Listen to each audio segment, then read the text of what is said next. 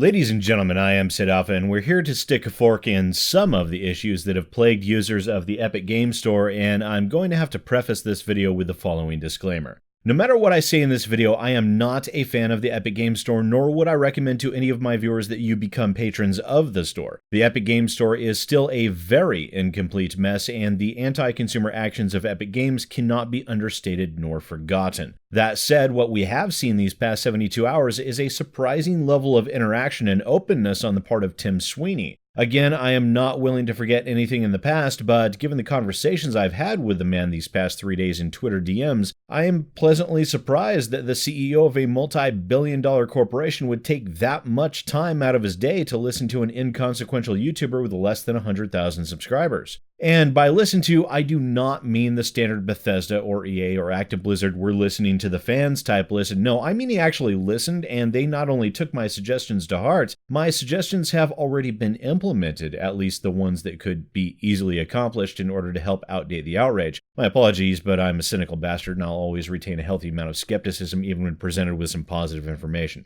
To explain where we are, I think it's important to know where we've been and what ground has been covered. So for those of you just now watching this video, this is actually the third video on this topic as this story has progressed over the course of this week. I will put the previous video in a card that will appear in the upper right corner of your screen now, and I'll also post links to the previous two videos in the description below. Now, in the first video, I discussed how people were citing that games were being removed from their accounts and accounts were being stolen, along with forgotten email accounts and all sorts of nonsense. That video did rather well, and me being the trollish nature of a person that I am, I poked Epic Games and Tim Sweeney with a big old wooden stick over my 400-to-1 like-to-dislike ratio on the video, thinking I was beneath notice for them to even bother responding. However, that was an incorrect assumption on my part, and Tim Sweeney responded on that thread and invited anyone who had lost games from their Epic Games Store library to post their ticket number in that Twitter thread or to DM him directly. More to my surprise, Tim Sweeney responded to my DMs and was quite open to working with me to make sure that whatever the issue was, it was resolved. I had also gotten some additional information at that time that showed that everyone's purchase histories were incomplete, as was showcased by multiple people's purchase histories, including my own purchase history with free games, and the known release dates of the free games that have been available on the Epic Games Store. Now, I had surmised at that time that there was likely an issue with missing purchase history causing the issue with the missing games for at least some of the users. A back-end check that verifies the ownership of the games, and as the system wouldn't see a valid purchase, would remove the games from the library once it was uninstalled or one attempted to reinstall it, is what I was assuming. But Tim Sweeney pointed out that all of these instances they had seen were because of multiple accounts for whatever reason. One person on Twitter, which is a very open and staunch defender of all things Epic Games related, pointed me to this now deleted Reddit post where a person was complaining about losing the game Satisfactory after uninstalling the game and it disappeared from their library. And I will circle back to this in just a moment because while this was a case of 2 accounts and 2 email addresses, it actually manages to showcase the underlying issue with the Epic Games Store, at least customer facing, that is at the heart of all of this. Per my second video, I requested that people that were missing games from their payment history, or more importantly, missing games from their game library, email me at a special email I had set up that is epic@sidalpha.com. I got over 250 respondents on that email address, which was actually a fair amount more than I expected to get. I've gone through nearly 200 so far, and none of those respondents were missing any games from their libraries, merely their purchase history. Indeed, a ton of people also commented on the video that their purchase history was showing the same phenomenon, although later respondents stated they were not, which has led to some confusion for the viewers, so let me just clarify for you now what was going on there. While the Epic Games Store databases did retain everyone's entire purchase history for their accounts, the web page was only displaying the last 90 days. Tim Sweeney DM'd me stating the e-commerce team was looking into it, and then a few minutes later, Epic Games updated the web page to state that the purchase history would only be visible for the past 90 days. Then less than an hour later, they finished making adjustments, and then everyone's full and complete payment history was visible for all accounts. During that time, I was also conversing with Tim Sweeney, yes, I'm going to keep using his full name, regarding purchase receipts because one other thing that I noticed was that I had not received a single receipt from Epic Games for any of the titles in my library. Now, granted, all I had on my account were the free games, but this is something that I expected to get regardless because even though the games themselves were free, it was still a $0 transaction on my account, and having that email with that transaction ID is extremely helpful for, well, let's say if a game might disappear from one's account, for instance. Tim Sweeney stated that the team felt that emailed receipts on free games would be treated as spam, and I replied to that with the following. I understand the desire to avoid the concept of spamming, but I can say from the other side of the fence, particularly given how Epic is perceived by those that aren't Ardent fans, confirmation emails will provide some additional peace of mind, especially given light of these recent concerns. From a customer standpoint, receiving a confirmation email of purchase confirmation is just a thing that happens. It also gives the customer the digital equivalent of something to hold on to, a receipt. The Epic Games Store is bare bones at best right now. Any action that can be taken to provide people peace of mind can go a long way. And on that note, while I have you available, I know we will never see eye to eye on paid distribution exclusivity, but if you really want to win hearts and minds and lead people towards your stated goals, more pro-consumer functionality of the Epic Games Store should be focused on in a more public manner as opposed to focusing strictly on catering to developers. Just my 2 cents as an advocate for consumers.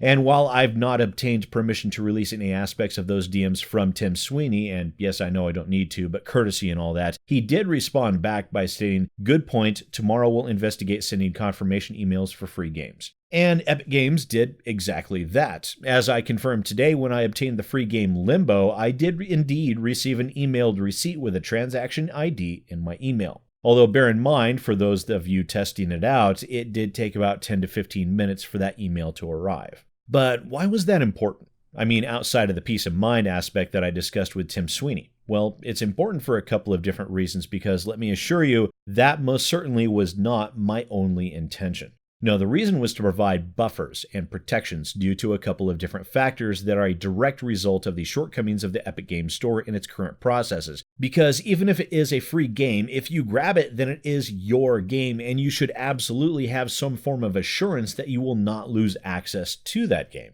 Now let's go back to that Reddit post for the person that had lost their copy of Satisfactory. As it had turned out, while he did have a PayPal receipt of the game and did pay for it, he did not have an emailed receipt from the Epic Games Store. Why is that? Well, the Epic account he had purchased it on was an account created by fat fingering an email address. Ultimately, Epic found the second account and merged the two, but there are 3 important aspects to focus on from this person's story. 1, the email addresses in question in the account creation process. 2nd, how the hell was he able to install and play the game to begin with? And 3rd, the lack of payment history and transaction logs. Now, with respect to the first point, this person admitted they'd fat-fingered the account creation process that they probably did while downloading and installing the Epic Games Store launcher. Now, here is a new account that I set up yesterday that I named, as I named everything throwaway Herpy Derpiton. I did this with a shared mailbox on my Office 365 so I don't have to pay for an extra license as that mailbox is used for submissions. At no point during that process was I required to confirm the email address that I was entering during account creation, nor was I required to verify my email address once that account was created.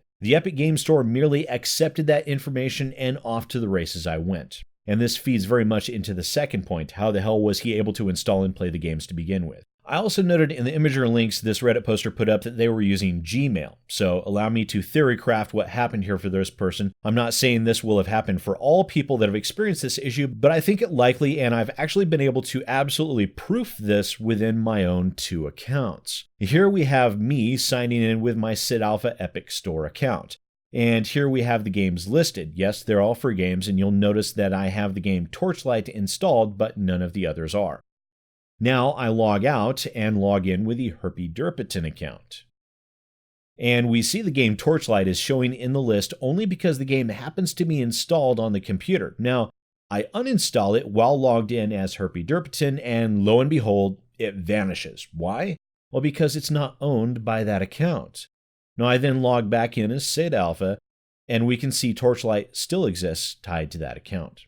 Now that is a scenario where we have 2 different accounts. So what happens when a person might have accidentally fat-fingered an account creation? Well, they're logged into the Epic storefront, buy a game, maybe grab a free one too, then they shut down their computer, or they reboot for some reason, maybe a power outage or something, and then they go to log back in. And as with what likely happened with our Reddit poster here, they were using a Gmail account. So they hit that handy-dandy sign in with your Gmail account button, which directs them to complete the process in their web browser, not realizing that it was actually creating a new account for them. And then, as the games were installed, they see them as being visible in their Epic launcher, and they're none the wiser until weeks or months later they uninstall the game and poof, it vanishes from their launcher. But how does this tie into the payment history and all of that? Well, it ties into preventativeness and being able to have as many tools at your disposal as possible. Now, first and foremost, something that Epic Games is not currently doing that they absolutely need to do is email address verification. Make certain that your account is properly tied to an email address that both belongs to a human and does in fact actually exist. The second is what was addressed as a result of the previous video, which was payment history. Being able to verify, yes, this item was tied to your account is crucial in a situation where if something does happen, you know that it was obtained on a certain date. Something that people were not able to do due to transaction history only showing the previous 90 days. Now, for those people that do use the Epic storefront, if any of their games are missing from their payment history, they likely fat-fingered their account creation originally, and that game is tied to a second account, and you will need to go through the laborious process of getting the two accounts merged, which would not happen if Epic instituted email address verification. And third, email receipts for all games, even the free ones. Now, Epic did already send out receipts for any purchased games, but they were not doing so for the free ones. That has now changed. And the reason for that is, again, so you have a transactional history in your email, so if you do not receive that email, then something is amiss and you need to investigate. Plus, having transaction IDs when attempting to get support makes everyone's lives easier. So while yes, this all could have been avoided had Epic Games given their storefront some proper attention, something I hope they have at least begun to see to at least some small degree, I have at least managed to get Epic Games through Tim Sweeney to correct 2 points that will provide gamers the tools to be able to check their own accounts and identify an issue before it becomes a major inconvenience or confusion. And credit where credit is due, Tim Sweeney not only listened, he took action in this regard. One thing I will say is that I highly doubt Gabe Newell would have engaged with a small-time YouTuber to such a degree. At least, I've never seen it, not in recent years. Also, I would like to take a moment to address one particular games journal that goes by Callum Agnew, a quote-unquote journalist that writes for Kotaku UK, VG247, PC Gamesin, and Game Revolution. An individual that is both beautiful and brave that apparently has me blocked on Twitter, even though I don't think we've ever actually interacted. A good buddy, beautiful and brave Callum here looked at this story and stated that he was dismissing me because I made a story out of, quote, unreliable, most possibly fake sources. And then continued to both beautifully and bravely attack all YouTubers, stating, quote, but YouTubers don't have any necessary standards, so they can get away with shoddy work aimed to attack and create outrage, the viewers of which, such as you, then spread it all as facts. Well, beautiful and brave Callum, a little buddy, there actually was a problem here, and not only did I run the problem to ground and qualitatively show what was happening, where and why, I also devised not only solutions for Epic Games to implement, 2 of the 3 of which they have already implemented as a result of my, as beautiful and brave Callum puts it, shoddy work. I've also helped to make certain that any Epic Games Store patrons will be able to verify all of their purchases, both past and future, in order to make certain that any further instances of this issue are more easily identified and resolved. Now, I don't see traditional games journalists, both beautiful and brave as they are, going to such lengths, do you? No. No, you don't. No, Callum Agnew, while he is the beautifulest and the bravest, indeed one that typifies beautiful bravery, the very paragon of beautiful bravitude, can take his self-aggrandizement and shove it squarely where the sun don't shine. I am not a journalist. I'm a YouTuber, and yes, I do a better job than he could ever hope to accomplish, despite there being more beautiful and brave than I could ever hope to be. Because I put gamers first, and I always approach these topics from a position of wanting to help gamers, of wanting to promote consumer advocacy. So thank you to Tim Sweeney for being open to listening and actually making changes based on my suggestions. Thank you even more to all of the viewers that helped provide the absolutely vital information that led to this point, and Callum Agnew can kiss my not nearly as beautiful and brave as his backside. Once again, ladies and gentlemen, I am SidAlpha, not quite so beautiful and brave, and I'll see you next time.